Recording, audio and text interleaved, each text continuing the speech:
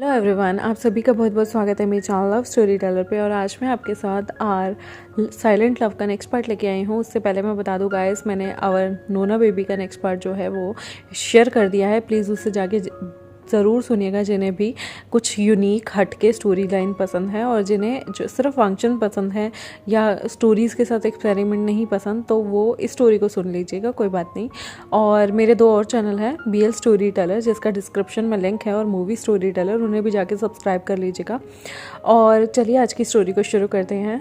जो हमारा वांगची होता है ना, वो ब्रेकफास्ट करने के बाद विंग के साथ बाहर जाके गार्डन में बैठ जाता है। विंग और वो काफ़ी ज़्यादा क्यूट से लग रहे थे। विंग को बहुत गिल्टी थी कि वांगची को अभी 15 दिन लगेंगे ठीक होने में। तो वांगची जो है वो एक ऑफिसर को फ़ोन करता है और उसे कहता है कि उसे किसी का पासपोर्ट बनवाना है। जी हाँ, उसे विंग का पासपोर्ट बनवाना होता है क्योंकि उसे जो बाहर काम था वहाँ पर वो विंग के साथ जाना चाहता था और इन्जॉय करना चाहता था। तो वो आदमी कहता है ठीक है, आपका काम हो जाएगा, आप हमें डिटेलिंग भेज दीजिए और उस इंसान को एक बार वेरिफिकेशन के लिए ऑफिस ले आइएगा। तो वांगजी कहता है ठीक है। वांगजी जो है वो विंग की तरफ देखता है और उसे एक मस्ती करने की सोचती है। वो विंग से कहता है मेरे पैर में बहुत दर्द हो रहा है, क्या तुम मेरे पैर दबा दोगे? और वो चुपचाप विंग के जो लैप होती है उस पर अपने दोनों पैर रख देता है और कहता है प्लीज़ मुझे दर्द हो रहा है। विंग को भी गिल्टी फील होती है क्योंकि लवांगजी ने उसे बचाने के लिए काफ़ी ज़्यादा उसे चोट लगी थी और 15 दिन उसे रेस्ट का बोला हुआ था। तो विंग जो है वो लवांगजी की सारी बातें बहुत इनोसेंटली मान रहा था और वो वांगजी के चुपचाप पैर भी दबा रहा होता है। और वांगजी उसे देख के सोच रहा होता है अगर ये ओमेगा मेरी वाइफ बन जाए तो कितना क्यूट लगेगा। ओ माई गॉड, ही सो क्यूट। और वो मन में ये सोच ही रहा होता है। तभी वहाँ पर जो है लेंचरन और जिवजुन आते हैं। वो देखते हैं कि किस तरह से विंग से वांगजी अभी से सेवा करवा रहा है। तभी लेंचरन खांसते हैं और कहते हैं अभी से सेवा करवानी शुरू कर दी वांगजी तुमने। तुम तो बिल्कुल एक अल्फ़ा की तरह डोमिनेट कर रहे हो हमारे क्यूट से ओमेगा को। और विंग जो है वो एकदम से लेंचरन को देखता है, एक स्माइल करता है और वो इशारों में बताता है कि इनके पैरों में दर्द था। तो लेंचरन कहता है मैंने कभी नहीं देखा कि इसके पैरों में दर्द हो और ये दूसरों से मालिश करवा रहा हो। ओफो, ये तुम्हें बेवकूफ़ बना रहा है। ये सुनने के बाद विंग घूर के लवांगची को देखता है जो कि एक पपी फेस बना के कहता है ऐसा हो सकता है कि मैं तुम्हें बेवकूफ़ बनाऊं? सच में मेरे पैरों में दर्द हो रहा है माय लव, माय हनी। देखो ना मेरे पैर कितने ज़्यादा सफ़ेद से पड़ गए हैं। कल के एक्सीडेंट के बाद मुझे सच में बहुत डर लग रहा है। ये सुनने के बाद विंग को लगता है शायद लवांगची कहीं ना कहीं सही बोल रहा है क्योंकि उनका जो एक्सीडेंट हुआ था वो बहुत ख़तरनाक तरीके से हुआ था। लेकिन वांगजी को इन चीज़ों की आदत थी यार, वो गैंगस्टर था। लेकिन विंग को तो नहीं थी। तो उसके इनोसेंट दिल में आता है वांगजी को लेके बहुत सारा प्यार और वो वांगजी के फिर से पैर रब करने लगता है। चिरन जो है ये चीज़ देखकर अपना सिर हिलाते हैं और मन में सोचते हैं कितना बुद्धू बनाता है मेरा नेफ्यू विंग को। वो विंग के पास बैठ जाते हैं और यहाँ पर गलती से विंग से जो था उसका फ़ोन साइलेंट हो गया था। जिवजुन भी उसके पास बैठते हैं। वो लोग काफ़ी देर तक आपस में बातें कर रहे होते हैं और जिवजुन जो है वो विंग से पूछते हैं उसका काम कैसे चल रहा है। विंग इशारों में बताता है कि अब सब चीज़ें बहुत अच्छी हो रही हैं और किसी ने उसकी जो पेंटिंग थी वो भी बहुत अच्छे और ऊँचे दामों में ख़रीदी है। ये सुन के जिवजुन को कुछ ठीक तो नहीं लगता और वो वांगची की तरफ देखते हैं। वांगची भी अपने ब्रदर को लुक देता है लेकिन वो कहता है कि विंग के आगे अभी कुछ मत बोलना। ये देखने के बाद जिवजुन भी समझ जाते हैं और लेंचरन भी समझ जाते हैं क्योंकि वो ये विंग की एक्साइटमेंट को ख़त्म नहीं करना चाहते थे। और यहाँ पर रूम में जैसे चिंगी आता है वो लेंचुजी को देखता है जो कि कहीं ना कहीं बहुत चिड़ा हुआ था। तो वो कहता है क्या बात है मेरे देवदास, तुम्हारे मुंह पे उदासी अच्छी नहीं लग रही। तो जो हमारा लेंचुजी होता है वो कहता है what do you mean by Devdas? हाँ, तुम कहना क्या चाहते हो? कौन है यह देवदास? मैं बहुत खुश हूँ। तो लेंजिंगी जो होता है वो कहता है अच्छा प्रिटेंड कर रहे हो, मेरे सामने तो प्रिटेंड मत करो। तो वो कहता है तुम्हारे सामने क्यों प्रिटेंड ना करूँ, और मुझे क्या ज़रूरत पड़ी है तुम्हारे सामने प्रिटेंड करने की? मैं खुश हूँ तो खुश हूँ, कह दिया ना मैंने। तो लेंजिंगी को मस्ती सूझती है और वो कहता है ओह तुम खुश हो, देन प्रूव मी। जैसे ही वो ये बात बोलता है तो हमारे शिजुई का मुंह खुला का खुला रह जाता है क्योंकि लेन शिजुई एकदम से उसके सामने आके खड़ा हो जाता है और कहता है अगर तुम खुश हो तो प्रूव मी, किस मी। कम ऑन लेन शिजुई, तुम एक अल्फा हो, मैं एक ओमेगा हूँ। कम ऑन, चलो किस करके दिखाओ मुझे। तो लेन शुजुई जो है वो उसे कहता है अगर तुमने बकवास करनी बंद नहीं की तो मैं तुम्हें अभी यहाँ से धक्के मार के बाहर निकाल दूंगा, मेरा दिमाग मत ख़राब करो, वैसे भी मुझे बहुत गुस्सा आ रहा है। और लेन शुजुई वहाँ से इरिटेटेड टोन में ये बोलकर जाने लगता है। तभी जिंगी उसे पकड़ लेता है और उसे बेड पे पुश कर देता है। लेन शुजुई जिंगी को देखता रह जाता है और कहता है क्या करना चाहते हो तुम।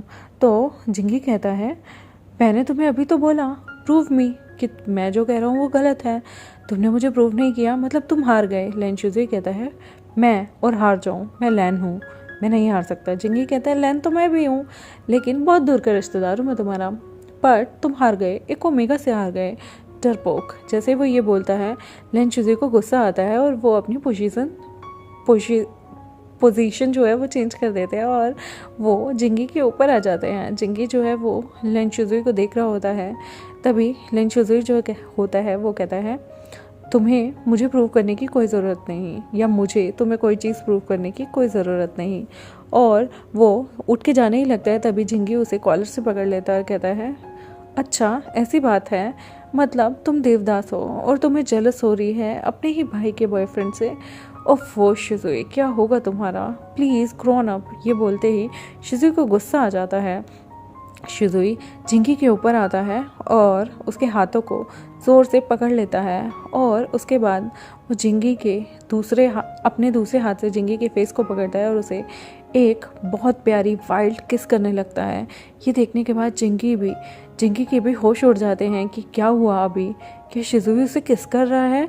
और वो भी दम होकर बिल्कुल अपने मुंह को खोल देता है और शिजुई को और भी ज़्यादा प्यारी सॉफ्ट किस करने देने लगता है और दोनों एक दूसरे को प्यार से किस करने लगते हैं। ये देखने के बाद शिजुई जो है वो उसे बहुत देर तक किस करता रहता है और उसके हाथों को ऊपर बिल्कुल सिर के ऊपर अच्छे से जकड़े रखता है ताकि लैन जिंगी एक सेकंड के लिए भी मूव ना हो, हिले ना। और वो दोनों पैशनेट किस को एंजॉय करते हैं। बहुत देर किस के बाद जब लैन जिंगी हाफने लगता है तब शिजुई उसका हाथ छोड़ देता है और उसे किस भी करना छोड़ देता है और कहता है आज के बाद मुझे चैलेंज मत करना। लैन जिंगी हैरान हो जाता है, वो अपनी मोटी मोटी आंखों से देखने लगता है कि अभी उसके साथ क्या हुआ है और वो कहता है तुमने अभी मुझे किस किया। शिजुई कहता है तुमने तो चैलेंज किया था, तो आज के बाद मुझे चैलेंज करने की कोशिश मत करना। वो साइड में जाकर लेट जाता है। जिंगी फिर से साइड में टर्न होता है और पूछता है तुमने मुझे किस किया, तुम जानते हो ना मैं एक ओमेगा हूँ, तुम एक अल्फ़ा हो। लैन शुजुई कहता है ऑफ कोर्स मैं जानता हूँ, आज के बाद कभी भी मुझे ये मत कहना कि मैं अपने भाई के बॉयफ्रेंड पे लाइन मारता हूँ। मैं कभी भी विंग को उस नज़र से नहीं देखूँगा अगर ब्रदर विंग को पसंद करते हैं तो, और ना ही मेरी कोई ऐसी हरकतें हैं और ना ही मैं कोई ऐसा इंसान हूँ जो अपने ब्रदर की पसंद पे लाइन मारने लग जाए। जिंगी कहता है वो बात छोड़ो, तुम ये बताओ क्या ये तुम्हारी फर्स्ट किस थी। लैन शुजुई उसे घूर के देखता है और कहता है कितने अनोइंग हो तुम, ऑफ कोर्स ये मेरी फर्स्ट किस थी, पर तुम्हारा क्या भरोसा, तुम बताओ तुम्हारी ये फर्स्ट थी या नहीं। लैन जिंगी मुंह बनाता है और कहता है ऑफ कोर्स मेरी भी ये फर्स्ट किस थी, तुम्हें शर्म नहीं आती तुम मुझसे एक सवाल पूछ रहे हो। तो लैन शुजुई कहता है पहले तुमने पूछा, मैंने थोड़ी। और वह ऐसे बोल के साइड में टर्न हो जाता है। यहाँ पर लैन शुजुई का दिल ज़ोर ज़ोर से धड़क रहा था कि अभी उसने इम्पल्सिव होकर क्या कर दिया, उसने ही अपने बेस्ट फ्रेंड को किस कर दिया, वो भी लैन जिंगी जो कि उसके सामने जो है इस तरह से प्रिटेंड करता है हर चीज़ों को। ये क्या हो रहा है उसके साथ। और वो मन में सोचता है शिट, ये चीज़ तो प्लान भी नहीं थी, क्या सोचेगा जिंगी मेरे बारे में, कहीं उसने दोस्ती तोड़ दी तो। और यहाँ पर लैन जिंगी मन में सोच रहा होता है शिजुई क्या इतना पर्वर्ट है, इसने मुझे किस कर दी, कभी इसने मेरा हीट में फ़ायदा उठा लिया तो, मैं प्रेग्नेंट हो गया तो, और अगर ये इतना स्टोन हर्ट है ये तो मुझे कभी कबूल भी नहीं करेगा। जिंगी भी दूसरी साइड मुंह करके मन में यही सोचने लगता है और वो अपने लिप्स को अनकॉन्शियसली हाथ लगाता है और सोचता है चलो तुम्हारी पहली किस्त तो कम से कम मैंने चुराई। और दोनों के दोनों उठकर बैठते हैं। पहले जिंगी बैठता है और फिर शिजुई, और दोनों के बीच में एक ऑकवर्ड सी साइलेंस थी। तभी जिंगी कहता है वो तुम मुझे यहाँ रूम में क्यों लाए थे। तो शिजुई कहता है बस मुझे बाहर अनकंफर्टेबल लग रहा था, लेकिन तुमने तो रूम में लाने के बाद मुझे और अनकंफर्टेबल कर दिया है। मैं बाहर वी विजन और ब्रदर के उस रोमांस को देख के बहुत ज़्यादा सिक फील कर रहा था, और यहाँ तुमने मुझे वो चैलेंज देने के बाद मैं तुम्हें कैसे अब झेलूँगा। ओफो। तभी शिजुई जो है वो जिंगी को ये बातें बोलता है तो जिंगी मुंह बनाने लगता है और कहता है मैंने नहीं कहा था, और मुझे क्या पता था तुम सच में किस कर दोगे, मैं तो टीज़ कर रहा था, मैंने कभी नहीं सोचा था एक लैन होने के बावजूद तुम्हें इतनी डेस्परेटली और इतनी अच्छी किस करनी आती होगी। लैन शिज़ू उसे देख के पूछता है क्या मैंने बहुत अच्छी किस की, क्या क्या मैं अगर अपने आने वाले पार्टनर को किस करूँगा तो वो सेटिस्फाई हो जाएगा। ये देखने के बाद मुंह बनाता है जिंगी और उसे गुस्सा आता है कि किस तरह से उसे किस करने के बाद लैन शिज़ू उससे ये बातें कैसे पूछ सकता है। तो वो कहता है नहीं नहीं, इतनी भी अच्छी नहीं थी, मैंने बहुत लोगों को तुमसे भी अच्छी किस करते देखा है, डेफिनेटली तुम्हारा ब्रदर एक गुड किसर होगा, तभी तो विंग ने उसे चूज़ किया है, तुम्हारे अंदर अभी बहुत सारी खामियां हैं। जिंगी जान के टीज़ करने के लिए शिज़ुई को ऐसे बोलता है और शिज़ुई मुंह बनाता है और कहता है चलो ठीक है, इस बात को हम यहीं रहने देते हैं। लेकिन ये बात सुनकर जिंगी को अच्छा नहीं लगता कि वो कैसे प्रिटेंड कर सकता है कि उन दोनों के बीच में अभी जो वो हीट ऑफ द मोमेंट एक कैसे हुई है वो कैसे उसे लेट गो कर दे। लेकिन वो कुछ नहीं बोलता, चुप ही रहता है।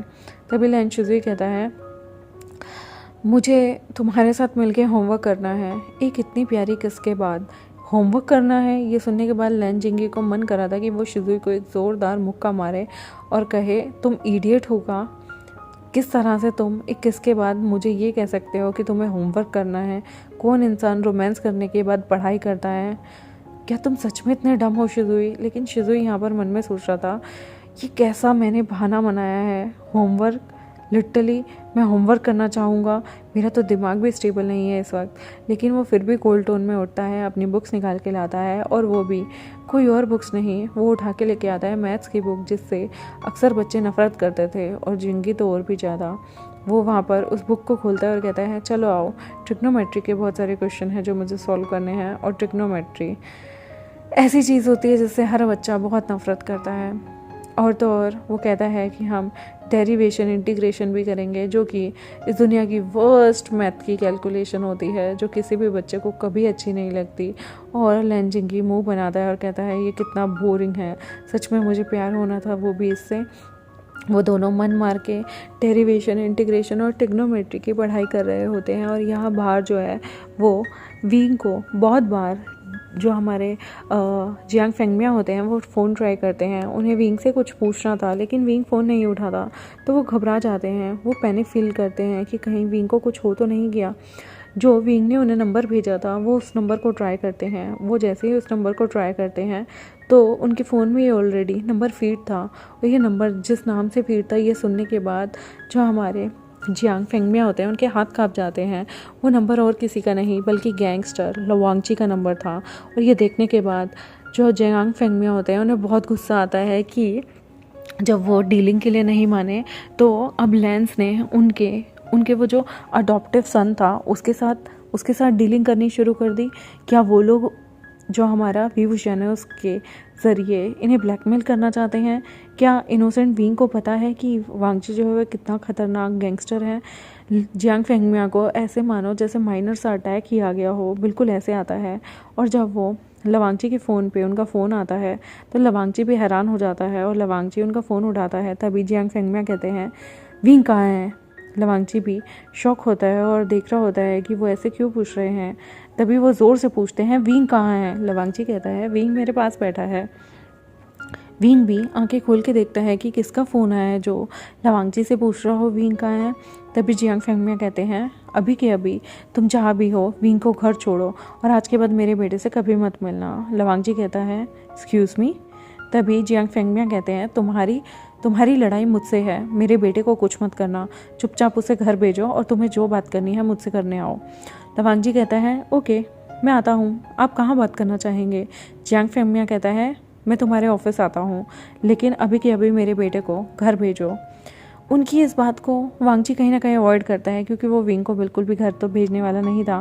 लेकिन वो सोचता है कि चलो अब जियांग फेंगमिया का नंबर है, उनसे जो भी उसे ऑफिशियल डील करानी है वो आराम से करा ली जाए क्योंकि ये बहुत ही ज़्यादा अच्छा मौका है जहाँ पर वो कुछ भी बहाना मार के जियांग फेंगमिया को मजबूर कर सकता था डीलिंग के लिए। वांगची जो है वो कहता है अंकल मुझे ऑफिस जाना होगा। विंग इशारों में कहता है पर तुम तो बहुत ज़्यादा घायल हो ना, 15 दिन तक तुम्हें बेड रेस्ट का है। वांगची कहता है कोई बात नहीं, एक क्लाइंट है जो मुझे बुला रहा है। विंग कहता है वो क्लाइंट क्या मुझे जानता है, वो मेरा नाम क्यों ले रहा था। वांगजी कहता है कुछ नहीं, वो पेंटिंग के रिगार्डिंग है, तुम अभी यहाँ रुको, मैं आता हूँ। वांगजी ये बोलता है और वो अपने बॉडीगार्ड को फ़ोन करता है और उसे बोलता है कि वो गाड़ी तैयार रखे, उसे कहीं बाहर जाना है। वांगजी जो है वो बाहर जाने के लिए प्रिपेयर होता है, अंदर जाता है, अपने कपड़े ढंग से करता है, अपनी बैंडेज को ढंग से करता है और विंग जो है उसके पीछे पीछे आ जाता है और बोलता है कि जाना ज़रूरी है, तुम मना नहीं कर सकते, तुम्हें देखो ना कितनी चोट आई है, क्या मैं भी साथ चलूँ। तो वांगजी कहता है ओफो विंग, तुम कितना ज़्यादा कंसर्न हो जाते हो, तुम्हें ये सब करने की ज़रूरत नहीं, चलो ठीक है, तुम चुपचाप यहाँ बैठो, ब्रदर और अंकल की हेल्प करो और कोई भी शैतानी मत करना और लेन सुजुई के पास भी बिल्कुल मत जाना, मुझे मेरा छोटा भाई ठीक नहीं लगता, ऑलरेडी उसका एक बॉयफ्रेंड है, मैं नहीं चाहता उसका ब्रेकअप हो जाए, और तुम जिंगई देख रहे हो ना, वो बहुत पॉजेसिव किस्म का है और वो शायद वही लेन सुजुई का बॉयफ्रेंड हो सकता है, तो प्लीज़ तुम उनके बीच में, उनकी लव लाइफ में कोई ट्रबल क्रिएट मत करना। विंग जो बहुत ही इनोसेंट था वो अपनी गर्दन हिला देता है, क्योंकि वो क्यों चाहेगा किसी की लाइफ में ट्रबल करना, और वांगजी जो है वो उसके फोरहेड पे किस करता है और वहाँ से चला जाता है। विंग जो है वहाँ पर लेंचेरन के पास बैठा होता है।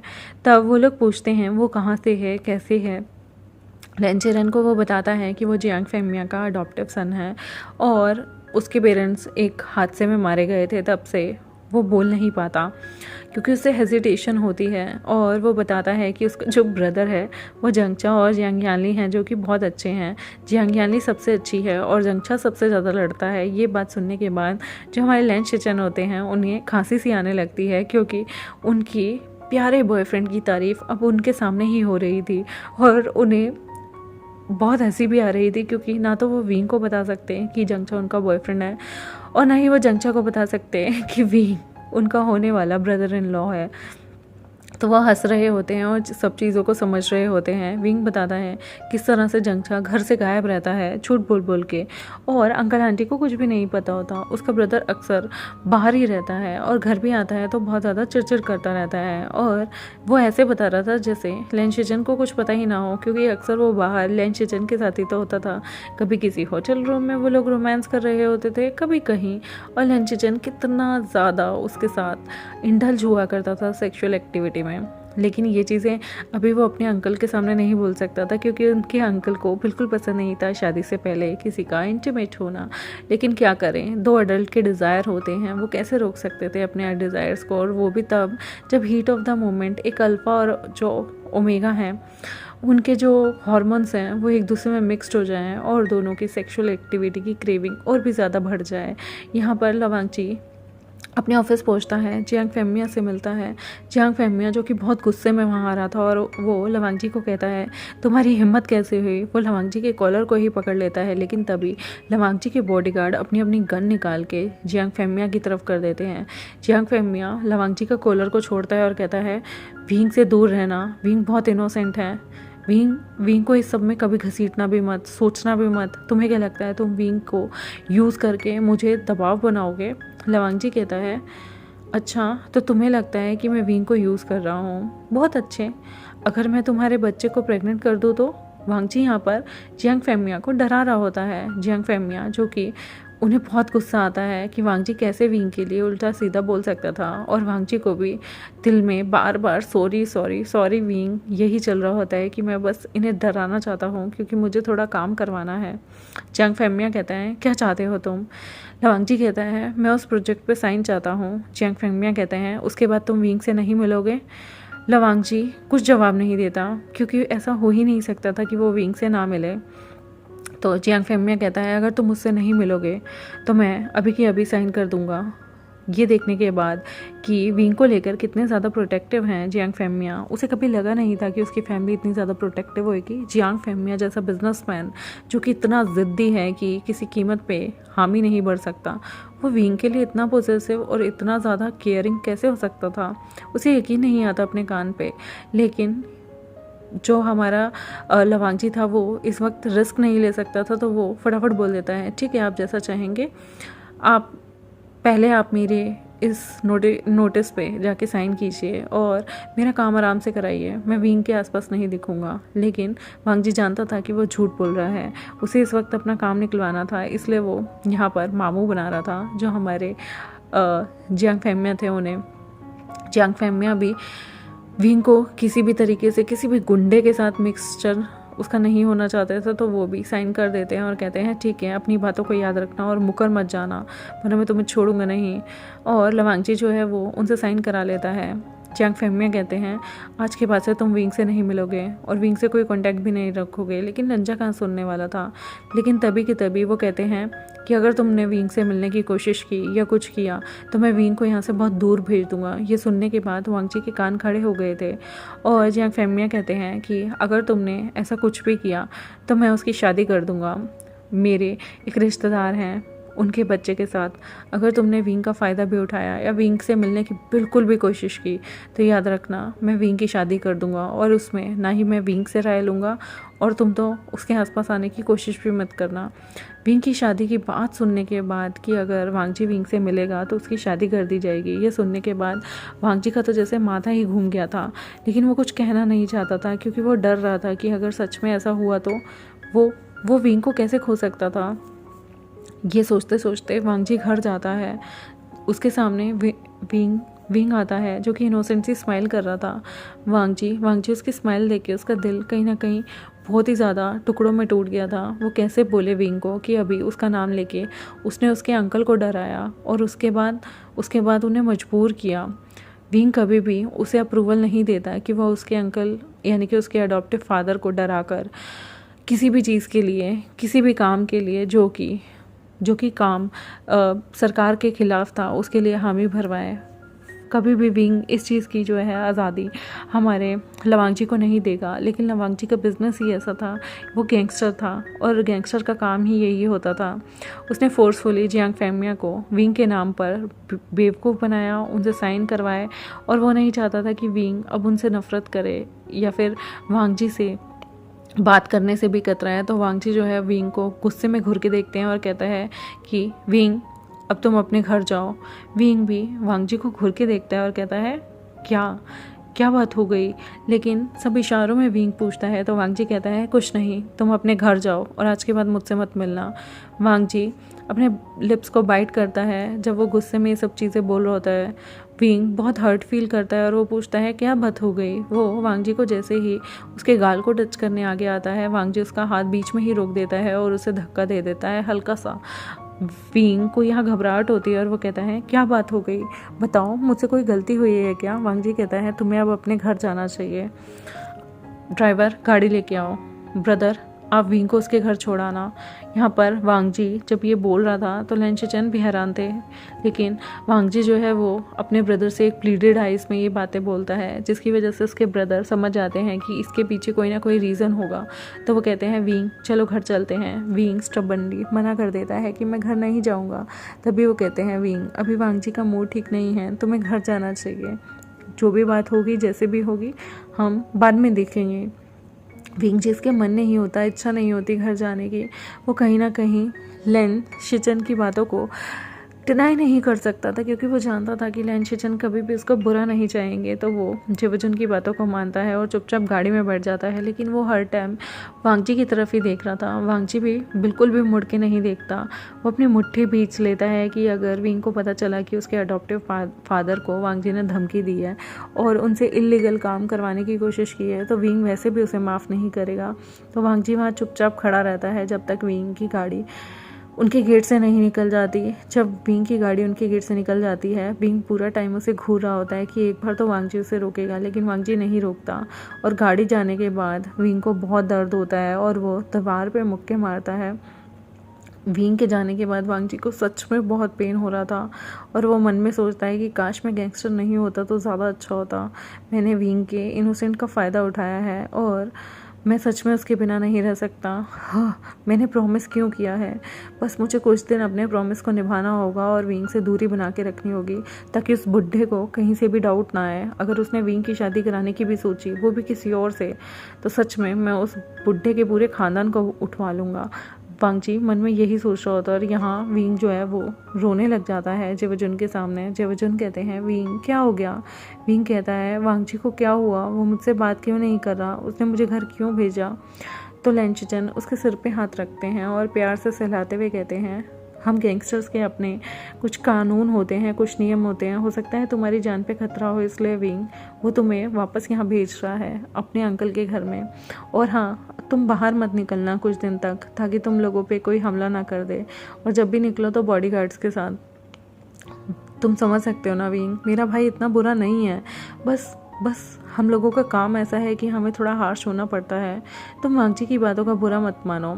अगर वो आज गुस्से में भी है तो कल ठीक हो जाएगा। प्लीज़ दिल पे मत लो विंग। विंग जो है वो प्यारी से स्माइल देता है जिवजन को और कहता है ठीक है, लेकिन क्या सब ठीक हो जाएगा? जिवजन कहते हैं ऑफ कोर्स मैं हूँ ना। क्या तुम मुझ पर ट्रस्ट नहीं करते या वांगजी पे नहीं करते? विंग कहता है मैं आप दोनों पे बहुत ट्रस्ट करता हूँ। तो जिवजन कहते हैं बस फिर तुम्हें टेंशन लेने की कोई ज़रूरत नहीं, मैं अपने आप वांगजी से बात करूँगा और तुम्हें अपने घर में अपना ख्याल रखना चाहिए। विंग उन्हें प्यारी सी स्माइल देता है, लेकिन अभी भी उसकी स्माइल में एक सैडनेस थी, क्योंकि वांगजी ने उसे कुछ बताया ही नहीं था और सिर्फ घर जाने के लिए कह दिया था। आई होप आपको आज का पार्ट अच्छा लगा हो। मेरे चैनल को सब्सक्राइब कर दे, वीडियोज़ को लाइक कर दे, बेल आइकन को प्रेस कर दे। नेक्स्ट पार्ट में देखेंगे कि जो हमारे जियांग फैमिली है उनका क्या रिएक्शन होगा जब विंग उनके घर में आएगा। Thank you very much, bye.